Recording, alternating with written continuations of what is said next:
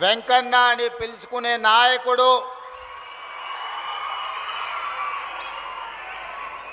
కోమటిరెడ్డి వెంకటరెడ్డి గారు ఇంత పెద్ద కార్యక్రమాన్ని ఏర్పాటు చేసి నల్గొండ గడ్డ మీద నుంచి తెలంగాణ నలుమూలల 13,000 కోట్ల రూపాయలతో 6,300 కిలోమీటర్ల R&B రోడ్ల పనులను ఈనాడు శంకుస్థాపన కార్యక్రమాన్ని ఏర్పాటు చేసి ఈ కార్యక్రమంలో మాతో పాటు నల్గొండ మేయర్ బుర్రి చైతన్య శ్రీనివాసరెడ్డి గారు, నల్గొండ పార్లమెంట్ సభ్యులు యువమిత్రులు కుందూరు రఘువీరెడ్డి గారు,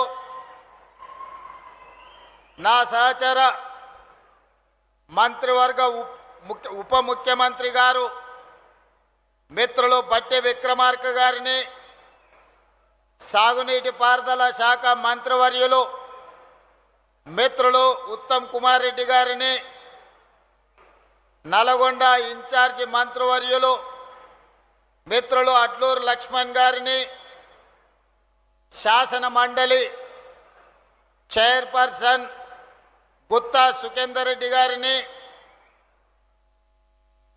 భువనగిరి పార్లమెంట్ సభ్యులు మిత్రులు చామల కిరణ్ రెడ్డి గారిని,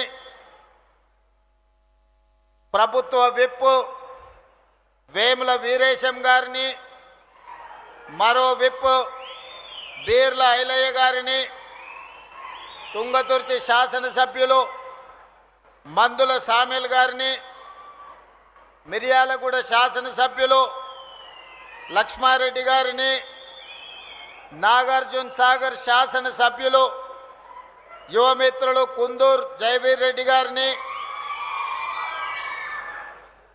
దేవరకొండ శాసనసభ్యులు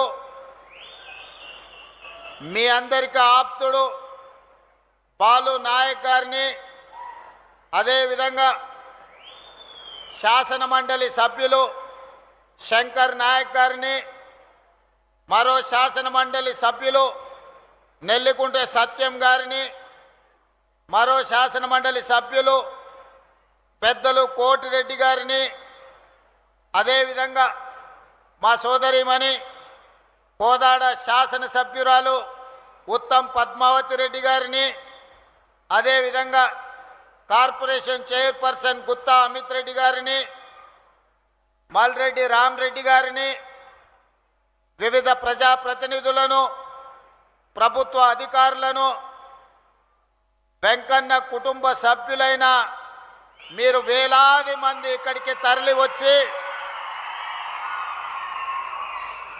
మీరు అండగా నిలబడి ప్రజాపాలనకు ఈ ప్రభుత్వానికి మీ ఆశీర్వాదం ఉన్నది. నల్గొండ జిల్లానే కాదు 4 కోట్ల తెలంగాణ ప్రజల యొక్క అభివృద్ధి సంక్షేమ కార్యక్రమాలని మీరు చేపట్టండి, మేము అండగా నిలబడతామని ఆశీర్వదించడానికి ఇచ్చేసిన మీ అందరికీ మనస్ఫూర్తిగా ధన్యవాదాలు, కృతజ్ఞతలు తెలియజేస్తున్న మిత్రులారా, ఈ సందర్భంగా ఒక అంశాన్ని నేను ప్రత్యేకంగా ప్రస్తావించదలుచుకున్నా. తెలంగాణ ఉద్యమ చరిత్ర తెలిసిన ప్రతి ఒక్కరికి ఈ అంశం తెలుసు, కానీ యువతరానికి కొంతమందికి అవగాహన ఉండొచ్చు లేదా గుర్తు చేయాల్సిన బాధ్యత నా మీద ఉన్నది. ఆనాటి తొలి తెలంగాణ ఉద్యమంలో, తెలంగాణ రాష్ట్ర సాధన పోరాటంలో మంత్రి పదవి త్యాగం చేసి మళ్ళీ తెలంగాణ రాష్ట్రం వస్తేనే బాధ్యత తీసుకుంటానని త్యాగం చేసిన కొండా లక్ష్మణ్ బాపూజీ ముందు వరుసలో ఉంటే, మళ్ళీ తెలంగాణ ఉద్యమంలో మంత్రి పదవిని రాజీనామా చేయడమే కాదు, నల్గొండ గడ్డ మీద నుంచి ఆమరణ నిరాహార దీక్ష చేసి ఆరోగ్యం దెబ్బతీసుకొని ఈనాటికి తన ఆరోగ్యాన్ని సంపూర్ణంగా కోలుకొని ఈనాడు తెలంగాణ రాష్ట్రంలోనే మళ్ళీ మంత్రి పదవి చేపట్టిన కోమటిరెడ్డి వెంకటరెడ్డి గారు ఈ నల్లగొండ జిల్లా ఆనాడు కొండా లక్ష్మణ్ బాపూజీ గారు భువనగిరి నుంచి ప్రజా ప్రాతినిధ్యం వహిస్తే ఈనాడు నల్గొండ శాసనసభ నుంచి కోమటిరెడ్డి వెంకటరెడ్డి గారు ఆ బాధ్యత నిర్వహించి తెలంగాణ ఉద్యమంలో నల్గొండ బిడ్డలు గర్వంగా తలెత్తుకునే త్యాగం చేసిన నాయకుడు కోమటిరెడ్డి వెంకటరెడ్డి గారని నేను ఈ సందర్భంగా గుర్తు చేయదలుచుకున్నా. మిత్రులారా, బీఆర్ఎస్ నాయకులు పదే పదే చెప్తుంటారు, మేము త్యాగాలు చేసినాము, త్యాగాల పునాదుల మీద మేము అధికారంలోకి వచ్చినామని. నేను అడగదలుచుకున్న వాళ్ళకు భజన చేసే వాళ్ళను, త్యాగం అంటే రాజీనామాలు చేయడం, ఎలక్షన్ తేవడం, కలెక్షన్ చేసుకోవడం, అదేనా మీ త్యాగం అని నేను అడుగుతున్నా. మరి ఒకవేళ త్యాగమే అదైతే 69 తొలి తెలంగాణ ఉద్యమంలో మంత్రి పదవిని త్యజించి చనిపోయే వరకు తిరిగి బాధ్యత చేపట్టని కొండా లక్ష్మణ్ బాపూజీ గారు చేసిన త్యాగాన్ని త్యాగమనాలా, ఏమనాలో మీరు చెప్పండి. మలి ఉద్యమంలో కోమటిరెడ్డి వెంకటరెడ్డి గారు రాజీనామా చేసి తిరిగి తెలంగాణ రాష్ట్రంలోనే మంత్రి పదవి తీసుకున్నాడు కదా, మరి దీన్నేమనాలి? మీరు ఎలక్షన్, కలెక్షన్, సెలక్షన్ మీద తిరుగుతుంటే పదవి త్యాగం చేసి తెలంగాణ రాష్ట్రంలోనే మీరు అండగా నిలబడ్డప్పుడే మంత్రి పదవి చేపట్టిన ఎంకన్న త్యాగాన్ని ఏమనాలి అని నేను అడుగుతున్నా. 100 రూపాయలు పెట్టి పెట్రోలు తీసుకున్న మీరు 10 పైసల అగ్గిపెట్టె తెచ్చుకొని అగ్గిపెట్టె రావుదే త్యాగమైతే నిటారుగా నిలబడి తెలంగాణ కోసం ఆత్మ బలిదానం చేసుకున్న శ్రీకాంతాచారి త్యాగాన్ని ఏమనాలి? కానిస్టేబుల్ కిష్టయ్య నేల కొరిగిన త్యాగాన్ని ఏమనాలి? ఉస్మానియా యూనివర్సిటీ గేట్లని తన్ని వీర మరణం పొందిన యాదయ్య త్యాగాన్ని ఏమనాలి? ఒక ఈశాన్ రెడ్డి, ఒక వేణుగోపాల్ రెడ్డి త్యాగాన్ని ఏమనాలి?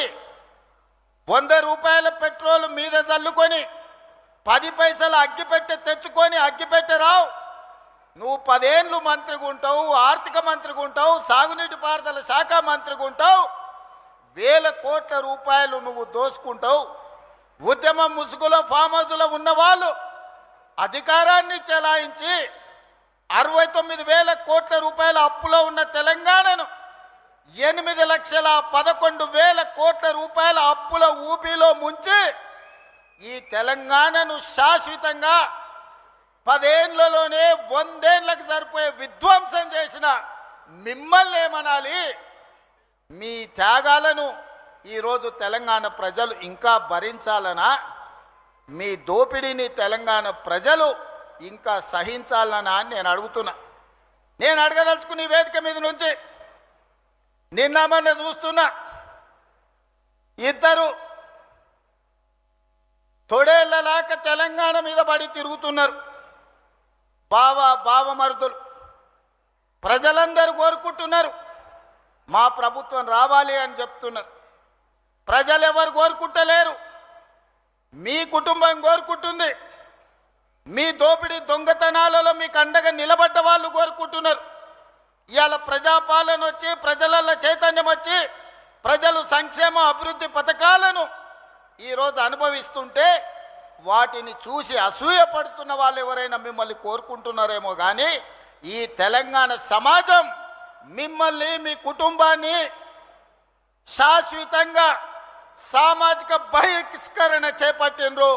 ఇంకా భవిష్యత్తులో మీకు పదవి అనేదే ఉండదు. ఏదైనా బీఆర్ఎస్ గురించి మీరు మాట్లాడుకోవాలనుకుంటే మీ గతం గురించి మాట్లాడుకోవాల్సిందే తప్ప మీకు భవిష్యత్తు లేదన్న సంగతి ఈ నల్లగొండ వేదిక మీద వేలాది మందిగా ఈ గ్రౌండ్లోనే కదా, ఆ పక్కన గ్రౌండ్లో మా అక్కలు, మా సోదరులు ఈ గ్రౌండ్ పిక్కటిల్లేలా నాగార్జున కాలేజ్ గ్రౌండే కాదు, అవతలి సైడ్ నుంచి ఆ పక్క రహదారుల మీద వేలాదిగా నిలబడి జేజేలు పలుకుతున్న ఆ ప్రజలు చెప్పుతున్నారు, మిమ్మల్ని ఉప్పు పాతర వేసినాం, మళ్ళా మిమ్మల్ని మొక్క కూడా మొలవనీయమని నల్గొండ జిల్లా ప్రజలు చెప్తున్నారు. నేను నడుచుకుంటూ వస్తున్నప్పుడు కొంతమంది యువకులు వచ్చి, అన్నా తులసి వనంలో గంజాయి మొక్కలాగా గా సూర్యాపేటలో ఒకడు జానెడోడు మిగిలిండు, ఆ జానెడును కూడా మళ్ళా మొలవనీయం, మా ఎంకన్న మీద 3 అడుగులు ఎగురుతుండు, మళ్ళసారి చూసుకుంటామని వచ్చి యువకులు సూర్యాపేట వాళ్ళు నాకు చెప్పారు.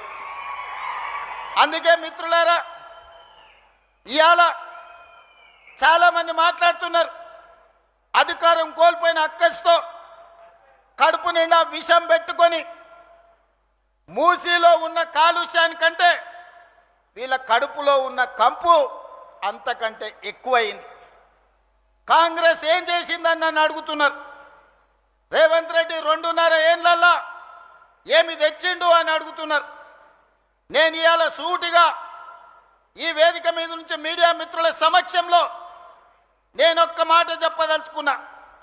ఎప్పుడు అడిగినా ప్రత్యేక శాసనసభ సమావేశాలను మా కౌన్సిల్ని సుఖేందర్ రెడ్డి గారు స్పీకర్ గారి అనుమతి తీసుకొని సమావేశాన్ని ఏర్పాటు చేస్తాం. 10 సంవత్సరాల బీఆర్ఎస్ పాలన